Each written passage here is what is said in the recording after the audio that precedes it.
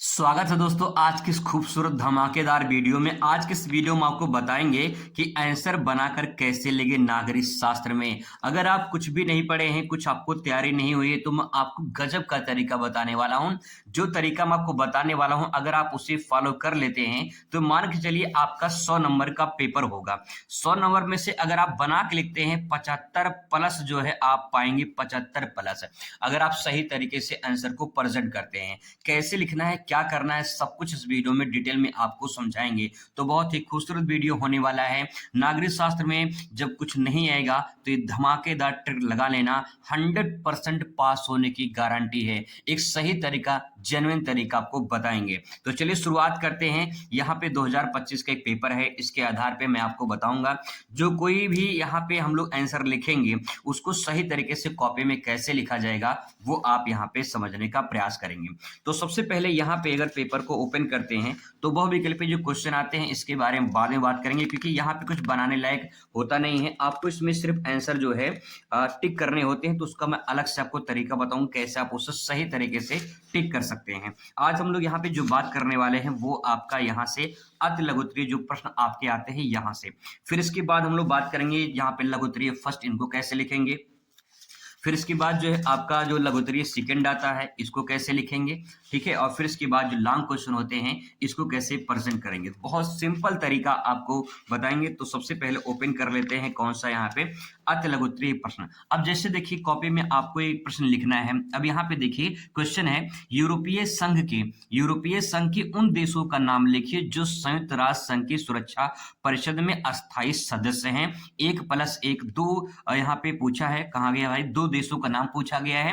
1+1 2 number आपको मिलेगा। पूरा नंबर कैसे मिलेगा, तो सबसे पहले करना क्या है, अपने कॉपी में आपको लिखना पड़ेगा। क्या लिखना है, तो सबसे पहले ये क्वेश्चन से आपको हेडिंग बनानी है, ठीक है। पहला काम आपको प्रश्नोत्तर नंबर लिखना है, फिर क्वेश्चन से हेडिंग बनानी है, इसके बाद आंसर में लिखना है, तब जाके आपका पूरा कंप्लीट होगा। तो सबसे पहले यहाँ पे हम लोग लिख लेते हैं। यहाँ पे सबसे पहले लिखेंगे अति लघुत्तरीय प्रश्न, ठीक है। सबसे पहले यहाँ पे लिखेंगे अति लघु, क्योंकि अति लघु लिख रहे हैं तो लिखेंगे अति लघु उत्तरीय। अच्छे से आप लिख लेंगे अति लघु उत्तरीय प्रश्न, ठीक है। ये आपका हो जाएगा। फिर इसके बाद जो है देखिए आप बना के लिख रहे हैं तो ये आपको ये लिखना पड़ेगा, ठीक है। ऐसे लिखना पड़ेगा ताकि जो है पेज भी कवर हो जाए और अच्छे तरीके से आप उसे प्रेजेंट भी कर पाए। जब ये हो जाएगा तब इसके बाद जो है आप यहाँ लिखेंगे प्रश्नोत्तर नंबर 1, ठीक है। जो भी प्रश्नोत्तर नंबर रहेगा, प्रश्नोत्तर संख्या, प्रश्नोत्तर नंबर, बात एक ही है, ठीक है। प्रश्नोत्तर नंबर कितना है, 11 है, ठीक है। यहाँ पे पेपर में देख पाएंगे प्रश्नोत्तर नंबर 11 है, तो आप 11 फिल कर देंगे, ठीक है। अब इसके बाद यहाँ पे हेडिंग बनेगा। क्या हेडिंग बनेगा, संयुक्त राष्ट्र सुरक्षा परिषद के 2 अस्थायी सदस्य का नाम। ये आपका यहाँ से ये आपका यहाँ से लेकर यहाँ तक जो है आपका हेडिंग बन जाएगा, संयुक्त राष्ट्र सुरक्षा परिषद के 2 अस्थायी सदस्य। तो इसको प्लीज लिख लेते हैं, ठीक है। तो यहाँ पे आप लिखेंगे कि संयुक्त,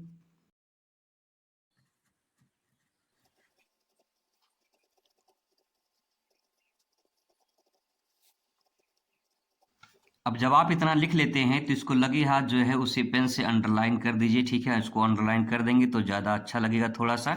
इतना सब काम करना है क्योंकि आप बना के लिख रहे हैं, तो कॉपी को थोड़ा सा अच्छे से प्रदर्शित कर दीजिए। जितना अच्छा कॉपी रहेगा उतना बढ़िया आपको नंबर मिलेगा।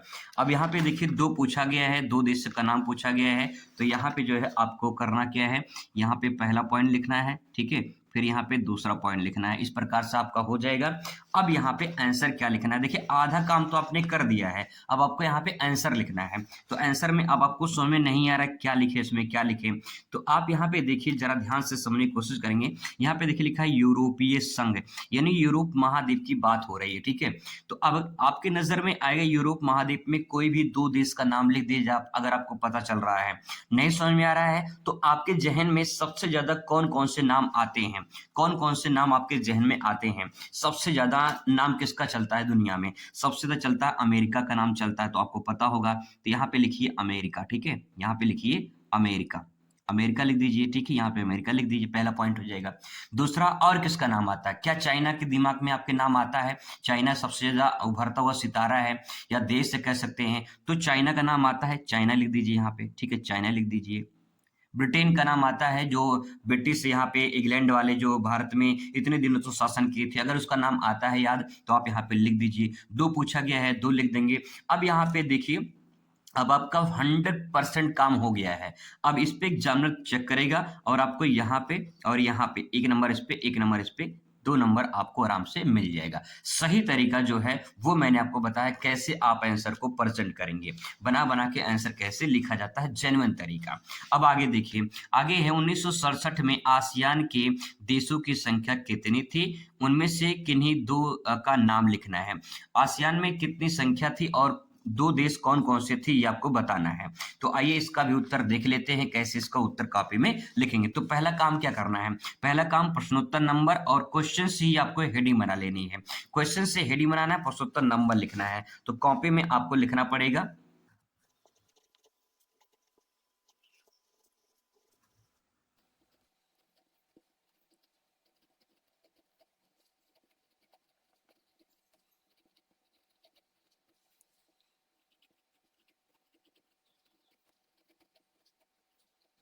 अब दोस्तों यहाँ पे देखिए, मैंने प्रश्नोत्तर नंबर लिख दिया, ठीक है। यहाँ पे क्वेश्चन से, यहाँ पे देखिए जो क्वेश्चन दिया था, यहाँ से लेकर के 1967 में आसियान देशों की संख्या, तो मैंने यहाँ से हेडिंग बना लिया कि 1967 में आसियान देशों की संख्या, ये आपका हेडिंग ये बन गया। फिर इसके बाद 2 देशों का नाम लिखा है, तो यहाँ पे देखिए 2 देशों का नाम, ठीक है। अब 2 देशों का नाम में आपको यहाँ पे जो है इसको भी अगर चाहते हैं तो इसको आप अंडरलाइन कर सकते हैं, ठीक है। तो यहाँ पे 1 नंबर ये आपका हो जाएगा, दूसरा नंबर ये हो जाएगा, 2 देशों का नाम हो जाएगा। तो अब आपको यहाँ पे नहीं समझ में आ रहा है कि आसियान में कितनी संख्या थी, तो 10-12 लिख दीजिए, ठीक है। कुछ ना कुछ लिख दीजिए उसमें, ताकि जो है कुछ ना कुछ लिखे रहेंगे, कुछ ना कुछ मिलने का चांस रहेगा। तो आप यहाँ पे मान लीजिए 10 है, तो मैं यहाँ पे 10 लिख दे रहा हूँ, ठीक है। इसके बाद जो है आपको करना क्या है, 2 देशों का नाम लिखना है। तो अब देखिए आसियान की बात हो रही है, आसियान में यहाँ पे सेंटेंस देखिए लिखा है आसियान। आसियान में यहाँ पे एशिया शब्द आपको नजर आएगा, एशिया, यानी एशिया के लगभग 2 देशों का नाम लिख देना आपको। तो यहाँ पे एशिया में आपको भारत, चीन नजर आता होगा, लेकिन भारत चीन के जो नीचे वाले देश हैं वो आसियान के अंतर्गत आते हैं। तो यहाँ पे जो है आप इंडोनेशिया लिख दीजिए, ठीक है, इंडोनेशिया लिख दीजिए, ठीक है, इंडोनेशिया लिख दीजिए। इसके बाद जो है उसी के बगल में मलेशिया है, इंडोनेशिया, मलेशिया, तो इस प्रकार से मलेशिया हो जाएगा और इंडोनेशिया हो जाएगा। अब मान लीजिए आपको याद नहीं आएगा उस टाइम पे, तो आप क्या करेंगे, कुछ न कुछ नाम लिखेंगे, ठीक है। जैसे आसियान देश है तो एशिया से संबंधित 2 देशों का नाम आप यहाँ पे लिख देंगे, कुछ ना कुछ लिख कर आएंगे। दोस्तों ध्यान रखेंगे, अगर आप सादा छोड़ कर आएंगे, ऐसे सादा छोड़ कर आएंगे तो उस पर कुछ नहीं मिलेगा, अगर कुछ लिख कर आएंगे तो एग्जामिनर कुछ ना कुछ आपको दे देगा, ठीक है। तो इस प्रकार से जो है ये वाला आपका आंसर कंप्लीट हो जाएगा। इसके बाद यहाँ पे देखिए विश्व स्वास्थ्य संगठन क्या है, इसके मुख्य कार्य क्या है। अब आपको ये समझ में नहीं आ रहा कि इसमें क्या लिखें, तो सबसे पहला काम क्या करना है, क्वेश्चन नंबर डालना है, यानी प्रश्नोत्तर नंबर, और यहाँ से हेडिंग बना लेना है, ठीक है। तो यहाँ पे सबसे पहले काम करना क्या है, आपको यहाँ पे जैसे क्वेश्चन आप लिख दिए हैं, तो आप एक क्वेश्चन लिखने के बाद यहाँ पे 2 लाइन कम से कम छोड़ दीजिए, ठीक है, 2 लाइन गैप करिए, ठीक है। इसके बाद जो है आप यहाँ से लिखिए, यहाँ से लिखिए प्रश्नोत्तर नंबर, ठीक है, यहाँ से लिखिए प्रश्नोत्तर नंबर, ठीक है, और यहाँ पे लिखिए 13, यहाँ पे लिखिए 13। और आपको एक चीज और बता दें कि अगर आप क्रम वाइज करते हैं क्वेश्चन, ठीक है, जैसे यहाँ पे 12 क्वेश्चन है, फिर 12 के बाद आप 13 कर रहे हैं, फिर 14, 15, ऐसे क्रम वाइज करेंगे तो उससे बेनिफिट आपको मिलेगा। अब यहाँ से देखिए प्रश्नोत्तर नंबर हो गया, क्वेश्चन से हेडिंग बनाना है विश्व स्वास्थ्य संगठन, यानी WHO लिखना है, ठीक है। तो यहाँ से आपको हेडिंग बनानी है, तो यहाँ पे लिखना है, यहाँ पे लिखना है विश्व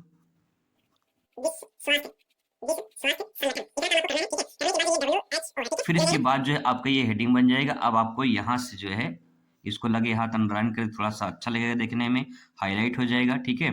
तब इसके बाद जो है अब आपको काम करना है। अब इतना काम हो गया, अब इस पेपर में आपके इसमें समझने, इसमें क्या लिखे, इसमें क्या लिखे, कुछ समझा नहीं आ रहा है तो आपको एक लाइन लिखना है, ठीक है। अब देखिए आपको यहाँ पे स्वास्थ्य तो समझ में आता होगा कि स्वास्थ्य की बात हो रही है, तो लिखिए बना के, इसमें क्या लिखेंगे कि यहाँ पे लिख सकते हैं कि विश्व स्तर पर, लिखेंगे यहाँ पे बनाकर विश्व स्तर पर, ठीक है, यहाँ पे लिखेंगे विश्व स्तर पर स्वास्थ्य संबंधी, क्योंकि लिखा है स्वास्थ्य तो लिखेंगे स्वास्थ्य संबंधी, ठीक है। ऐसे देखिए सेंटेंस बना बना के, संबंधी, संबंधी, विश्व स्तर पर स्वास्थ्य संबंधी संगठन, संगठन, ठीक है, इस प्रकार से संगठन है। विश्व स्तर पर स्वास्थ्य संबंधी संगठन है, तो जिसकी देखरेख विश्व स्तर पर की जाती है, इसको भी इस प्रकार से ले सकते हैं, जिसकी देखरेख जो है विश्व स्तर पर की जाती है। बस इतना काम हो गया, 100% आपको पूरा नंबर मिलेगा। ठीक है, अब इसके बाद दूसरी हेडिंग देखिए, इसमें इसके मुख्य काम क्या है, कार्य पूछा है।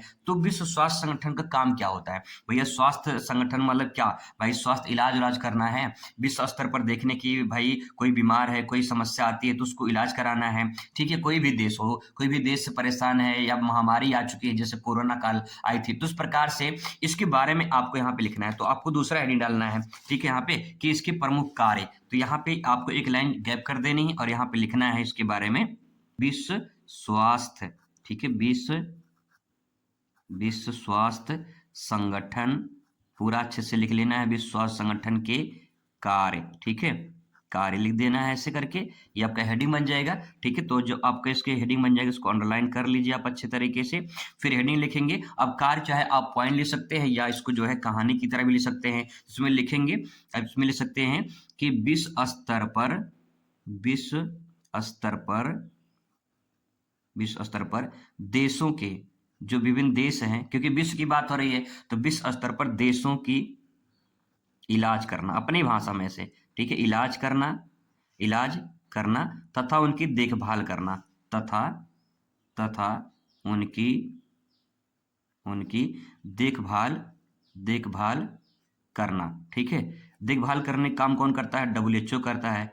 बस इतना काम कर देंगे आप। इसके बाद देखिए, 1 नंबर आपको यहाँ मिलेगा, 1 नंबर आपको यहाँ मिलेगा, 2 नंबर आपका कंप्लीट हो जाएगा। बहुत सिंपल तरीका दोस्तों आप अपनाकर अपना पूरा आंसर आप प्रेजेंट कर सकते हैं। ठीक है, ऐसे ही देखिए नेक्स्ट क्वेश्चन है, सुरक्षा की पारंपरिक अवधारणा क्या है? अब भाई क्वेश्चन समझे नहीं रहा कि क्या लिखे इसमें, सुरक्षा की पारंपरिक अवधारणा। तो कुछ नहीं करना, बहुत सिंपल है, 2 नंबर आसानी से मिलेगा। तो चलिए देखते हैं इसको भी कैसे लिखते हैं। अब देखिए, मैंने यहाँ प्रश्नोत्तर नंबर लिख लिया, हेडिंग बना लिया क्वेश्चन से। कुछ नहीं करना आपको, यहाँ पे बस जो यहाँ पे क्वेश्चन दिया गया है उसी से आपका हेडिंग बन जाएगा। तो हेडिंग देखिए, सुरक्षा की पारंपरिक अवधारणा, यहाँ तक हेडिंग बन गया। ठीक है, मैंने यहाँ तक हेडिंग बना लिया, आधा काम तो आपका हो चुका है। अब आपको परिभाषा लिखनी है, तो यहाँ पे देखिए परिभाषा में क्या लिखेंगे। अब आपको समझ में नहीं आ रहा है यहाँ पे कि सुरक्षा की पारंपरिक अवधारणा में क्या लिखे, तो बहुत सिंपल तरीका है। यहाँ पे सेंटेंस देखिए लिखा गया, सुरक्षा की पारंपरिक अवधारणा। सुरक्षा तो आपको समझ में आता होगा ना कि सुरक्षा की, भाई सुरक्षा की बात हो रही है, यानी हमें सुरक्षा के संबंधित बातों को इसमें लिखना है। अब इसमें क्या लिख सकते हैं, आइए जानते हैं। तो देखिए, सबसे पहले काम क्या करना है, आपको यहाँ पे बनाकर लिखना है। तो यहाँ पे लिखना है, देखिए सुरक्षा, कोई भी देश होता है तो देश जो होते हैं वो अपने सीमा पर सैनिक तैनात करते हैं ताकि बाहरी देश उन पर आक्रमण ना कर पाए। तो यहाँ पे सुरक्षा, तो यहाँ पे लिखेंगे देश। ठीक है, देश, चाहे देश हो, चाहे जो है अपने देश के अंदर हो या देश के बाहर हो, देश की सुरक्षा करना जरूरी होता है। चाहे अपने घर की सुरक्षा करें या देश की सुरक्षा करें, सुरक्षा बहुत जरूरी होता है।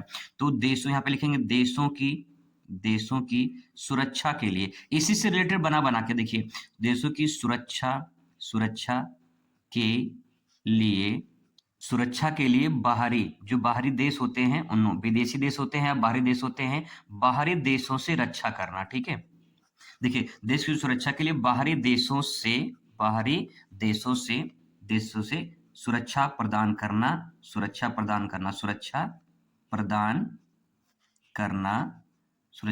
करना, ठीक है, सुरक्षा की पारंपरिक अवधारणा कहलाती है। तो इस प्रकार से सेंटेंस को आप पूरा ले सकते हैं। 2 से 3 लाइन लिख देंगे तो आपका काम हो जाएगा। कैसे सेंटेंस बना रहा हूं, मैं आपको हिंट दे रहा हूं, तरीका बता दे रहा हूं। बाकी आपको अगर प्रैक्टिस करना है तो 1 बार 2 बार प्रैक्टिस कर लेंगे तो आपका काम पूरा हो जाएगा। ठीक है, इस प्रकार से आप काम कर देंगे तो आपको पूरा बढ़िया नंबर मिल जाएगा। अगर मान लीजिए 2 ही नंबर का क्वेश्चन है, 2 ही नंबर है, एग्जामिनर आपको 1 नंबर देता है, तब भी आपका काम हो जाएगा। जब बना के लिख रहे हैं तो कुछ ना कुछ आपको मिलेगा जरूर। ठीक है, ऐसे दोस्तों आपको इन सभी क्वेश्चन को पूरा कर लेना है। मैं इन सब क्वेश्चन बता सकता हूं, लेकिन आगे जो क्वेश्चन है इनको भी थोड़ा सा देख लेते हैं, क्योंकि इनको भी तो आपको लिखना है। ठीक है, अब मान लीजिए क्वेश्चन यहाँ पे देखिए 5 नंबर क्वेश्चन पूछा जाएगा, 2.5 + 2.5 लघु उत्तरीय यहाँ पे प्रथम है। अब आपको एक क्वेश्चन लिखना है कि यूरोपीय संघ की ये सफलता के 2 कारण लिखिए।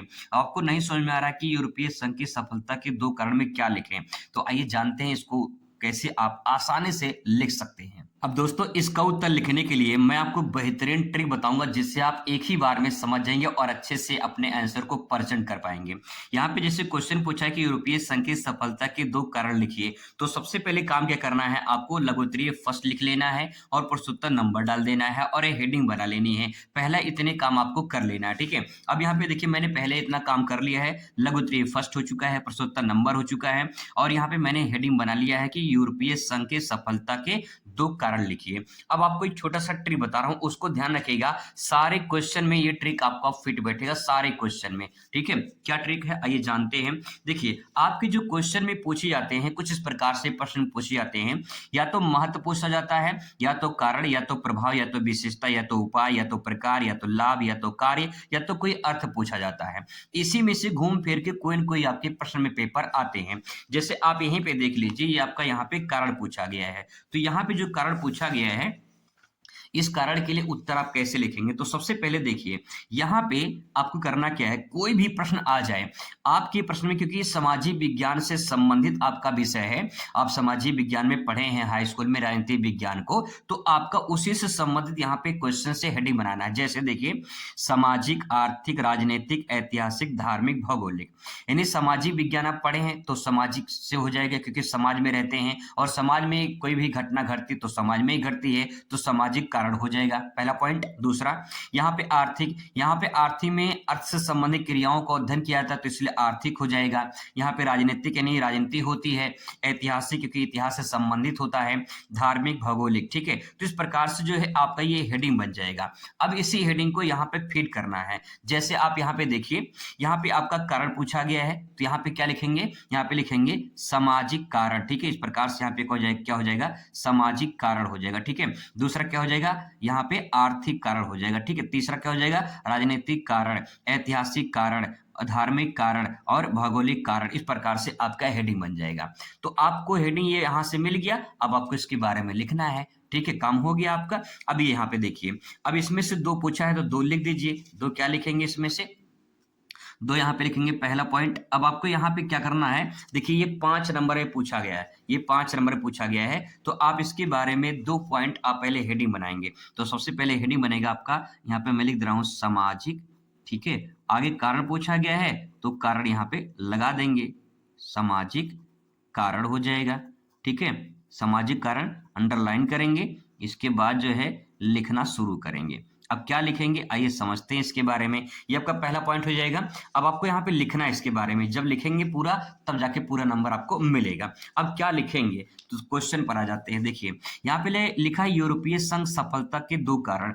अब यहाँ पे देखिए सफलता की बात हो रही है, यहाँ पे सफलता का मतलब ये है कि ये सफल हो चुका है, कोई न कोई अच्छा काम किया होगा तभी तो सफल हुआ है। यानी बोर्ड परीक्षा में आप सफल तब होंगे जब अपने कॉपी में अच्छा काम करेंगे। अच्छा काम करने का मतलब अच्छा लिखेंगे तभी तो सफल होंगे, सिंपल सी बात है। तो यूरोपीय जो संघ है, यानी यहाँ पे गुड की बात हो रही है, संघ की बात हो रही है, तो ये सफल क्यों हुआ, क्योंकि ये अच्छा काम किया होगा। अच्छा काम कहाँ किया होगा, समाज में काम किया होगा, क्योंकि यहाँ सामाजिक हेडिंग है तो लिखेंगे इसमें। अब लिखेंगे बनाकर, ठीक है। इसमें लिखेंगे कि यूरोपीय संघ,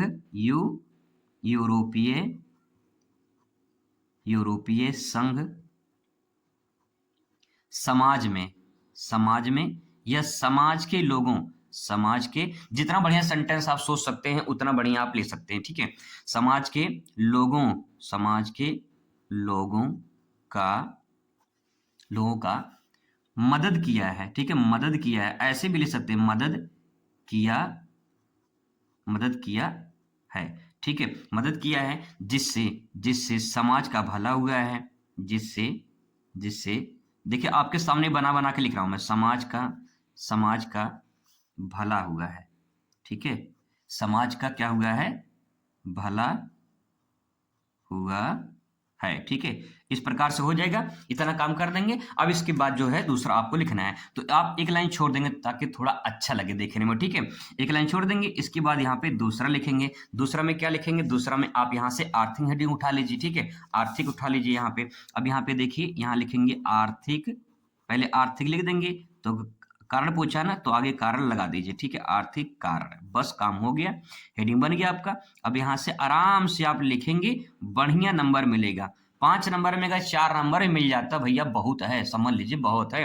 ठीक है, अब यहाँ पे देखिए आर्थिक कारण। अब यहाँ पे आर्थिक कारण में आपको समझ में नहीं आ रहा क्या लिखना है। तो देखिए यूरोपीय संघ की बात हो रही है, तो यूरोपीय संघ आर्थिक मतलब कि आर्थिक सहायता प्रदान किया होगा, लोगों का मदद किया होगा। ठीक है, किसी भी को जो है समस्या उत्पन्न हुई होगी तो वहां पे पैसे पहुंचाया होगा, है ना। तो यहाँ पे क्या कर सकते हैं, इसमें लिख सकते हैं, इसमें लिखेंगे कि यूरोपीय संघ, यूरोपीय संघ विभिन्न देशों में या कई सारे देशों में, विभिन्न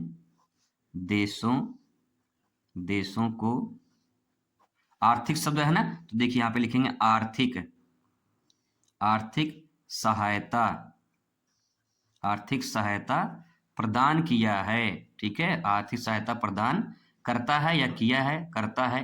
ठीक है, करता है। अब इतना हो गया, आगे और भी जब आप लिखना शुरू करेंगे तो थोड़ा मोड़ा 2-4 लाइन और बना के लिख सकते हैं। जब बना ही के लिखना है तो 2-4 लाइन और सोच लीजिए, लिख दीजिए, बढ़िया नंबर मिलेगा। एग्जामिनर देखेगा, चेक करेगा भैया कि यार बढ़िया लड़का लिखा है, 2 नंबर 2 नंबर 2 नंबर इस पे 2 नंबर इस पे। अगर 5 में से 4 भी मिल जाते हैं तो कम नहीं है, कम नहीं है भैया, बहुत बढ़िया है। आप टॉपर की लिस्ट में भी आ सकते हैं। इस प्रकार से आंसर को प्रेजेंट करना है। तो दोस्तों ये तो रहा आपका यहाँ पे लघु उत्तरीय फर्स्ट। ऐसे ही आपको यहाँ पे देखिए साझी संपदा संसाधन लिखा गया है। तो यहाँ पे देखिए साझी संपदा संसाधन का अर्थ, पहला काम क्या करना है, पहला काम प्रश्नोत्तर नंबर 22, यहाँ पे जैसे मैंने यहाँ पे लिखा है प्रश्नोत्तर नंबर 21, तो 22 करिए यहाँ पे। फिर यहाँ से क्वेश्चन से हेडिंग बनाइए। क्वेश्चन से हेडिंग क्या बनेगा, साझी संपदा संसाधन आपका हेडिंग बन जाएगा। और फिर इसके बारे में आप लिखेंगे। आपको समझ में नहीं आ रहा है क्या लिखे, तो देखिए लिखा साझी संपदा संसाधन। 3 सेंटेंसेस को बार बार पढ़िए तो आपको समझ में आएगा। यहाँ पे साझी लिखा है ना, तो साझी का मतलब साझा, यानी कोई भी काम हो रहा है साझा में हो रहा है, या कोई भी सामान है वो साझा में बटेगा। तो यहाँ पे आगे क्या है, संसाधन है। संसाधन का मतलब क्या, संसाधन का मतलब ये है कि भैया कोई भी संसाधन हो, मान लो कि जमीन है, कोई तालाब है, कोई कुआं है, या कुछ भी मान लेते हैं, उसको साझा होने की बात कही जा रही है। तो जो आपको इतना जो समझ में आ गया है कि कोई भी संसाधन है उसमें समाज के सभी का हक होता है, क्योंकि उसमें साझा होता है सबका, तो उसके बारे में बना बना के लिखिए। उदाहरण के रूप में ले सकते हैं, जैसे कोई तालाब हो गया गांव का, तो गांव का जो तालाब होता है वो समाज का पूरा होता है, समाज के लोग उसका उपयोग करते हैं। ठीक है, कोई चारागाह हो गया, या फिर कोई जो है सामुदायिक स्वास्थ्य केंद्र हो गया, सब लोग इलाज कराते हैं। कोई सड़क हो गई, सब लोग सड़क पे चलते हैं। तो इस प्रकार से क्या है, ये साझा संपदा संसाधन के अंतर्गत आता है। बना बना के लिखेंगे, उदाहरण दे देंगे, आपका काम हो जाएगा। ठीक है, ऐसे ही यहाँ पे देखिए क्वेश्चन है, वैश्वीकरण में प्रौद्योगिकी का योगदान किया है। अब यहाँ पे वैश्वीकरण में प्रौद्योगिकी का योगदान, तो कुछ नहीं करना है, पहले काम करना है प्रश्नोत्तर नंबर डालना है और हेडिंग बनाना है कि वैश्वीकरण में प्रौद्योगिकी का योगदान, यहाँ से हेडिंग बन जाएगा। अब इसके बारे में लिखेंगे, तो देखिए वैश्वीकरण लिखा है, वैश्वीकरण से नाम से कुछ स्पष्ट आ रहा होगा कि वैश्य स्तर की बात हो रही है, यानी प्रौद्योगिकी यानी टेक्नोलॉजी। देखिए यहाँ पे लिखा है टेक्नोलॉजी, यानी जो टेक्नोलॉजी से मोबाइल फोन है मान लीजिए, ठीक है, इंटरनेट है, जो आज की डेट में चैट जीपीटी आया है, ये सब जो है कहीं न कहीं टेक्नोलॉजी के स्तर पर बहुत सारे देश प्रगति कर रहे हैं, और टेक्नोलॉजी एक देश से दूसरे देश में जा रही है, तो उसके आधार पे वो अपना विकास कर रहे हैं, एक देश दूसरे देश से जुड़ रहे हैं। तो इसी के बारे में आपको सेंटेंस बना बना के लिखनी है। ठीक है, ऐसे ही दोस्तों आपको ये पूरा करना है, ऐसे इनको भी कर सकते हैं। और फिर इसके बाद देखिए यहाँ पे नेक्स्ट जो रहेगा आपका, यहाँ पे जो आपका रहता है, यहाँ पे लघु उत्तरीय सेकंड, लघु उत्तरीय सेकंड में यहाँ पे देखिए आपका 2, यहाँ पे लिखा है 2 + 2 + 2, 6 नंबर आपको यहाँ पे मिलेगा। अब 6 नंबर के लिए पहला काम प्रश्नोत्तर नंबर, यहाँ पे लघु उत्तरीय जो है सेकंड लिखेंगे, प्रश्नोत्तर नंबर डालेंगे। ठीक है, सो यहाँ पे, और फिर इसके बाद क्वेश्चन से हेडिंग बनाएंगे कि सोवियत संघ के विघटन के 3 परिणाम लिखिए। तो देखिए 3 परिणाम लिखना है, नहीं समझ में आ रहा है तो उठाइए हेडिंग यहाँ से और 3 परिणाम लिख दीजिए। ठीक है, अब यहाँ से आपको ये पॉइंट मिल जाएगा यहाँ से, तो सामाजिक परिणाम, आर्थिक परिणाम, राजनीतिक परिणाम, धार्मिक, कोई भी यहाँ से पॉइंट उठा सकते हैं और उसमें 3 पॉइंट उठा के अपना जो है प्रेजेंट कर सकते हैं। तो इसके बारे में आप लिख सकते हैं क्या परिणाम होगा, यानी जैसे मान लीजिए आप जब परीक्षा देकर आएंगे, जब आपका रिजल्ट आएगा तो क्या परिणाम रहेगा, कुछ परिणाम तो मिलेगा ही ना, अच्छा आएगा, खराब आएगा, कैसा आएगा रिजल्ट, कितना परसेंटेज आएगा, ये सब कुछ जो है परिणाम में लिखेंगे, तो उसका असर आप पे तो पड़ेगा ही ना, तो ही आपको यहाँ पे इसके बारे में लिखना है। ऐसे ही देखिए यहाँ पे संयुक्त राष्ट्र संघ की स्थापना क्यों की गई, यह विश्व शांति की स्थापना में कहाँ तक सफल रहा। भाई क्वेश्चन लंबा चौड़ा पूछा है, 6 नंबर क्वेश्चन है, नहीं समझ में आ रहा है तो कुछ नहीं करना है। सबसे पहले प्रश्नोत्तर नंबर डाल के यहाँ से हेडिंग बना लेना है कि संयुक्त राष्ट्र संघ की स्थापना क्यों की गई। यहाँ पूछा है कब की गई, ये नहीं पूछा, डेट नहीं पूछा, क्यों की गई। तो संयुक्त राष्ट्र संघ की स्थापना क्यों की गई, विश्व शांति आगे लिखा है, इसका मतलब क्या, हमें यहाँ पे कीवर्ड मिल गया है, क्योंकि विश्व में शांति बनाए रखने के लिए इसकी स्थापना की गई। जैसे यहाँ पे प्रथम विश्व युद्ध आपने नाम सुना होगा, द्वितीय विश्व युद्ध नाम सुना होगा आप लोगों ने, तो प्रथम विश्व युद्ध, द्वितीय विश्व युद्ध भविष्य में ना हो, इसीलिए विश्व में शांति बनाए रखने के लिए इनकी स्थापना की गई। सिंपल, ठीक है। इसके बारे में आप यहाँ पे लिखेंगे 2-4 लाइन। तो जब आप लिखना शुरू करेंगे तो 2-4 लाइन और आप एक्स्ट्रा लिख सकते हैं, क्योंकि जब आपको बनाए के लिखना है तो आप 2-4 लाइन और सोच सकते हैं। पहले शुरू करेंगे तो आपके मन में विचार जरूर आएंगे, सही तरीके से आएंगे, ठीक है। अब आगे आप ही नहीं डालेंगे कि विश्व शांति की स्थापना में कहाँ तक सफल रहा, तो कहाँ तक सफल रहा।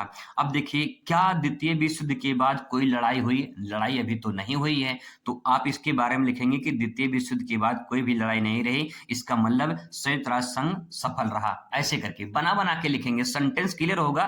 3 पॉइंट लिखना है, आराम से लिख दी। 3 नंबर में देखिए 3+3 पूछा है ना, तो 3 पॉइंट ले देंगे। 3 नंबर में से 2 ही नंबर मिल जाएगा और 2 नंबर से मिल जाएगा, यानी 6 में से अगर 5, 6, 4 या 5 नंबर मिल गया तब भी बहुत है, ठीक है।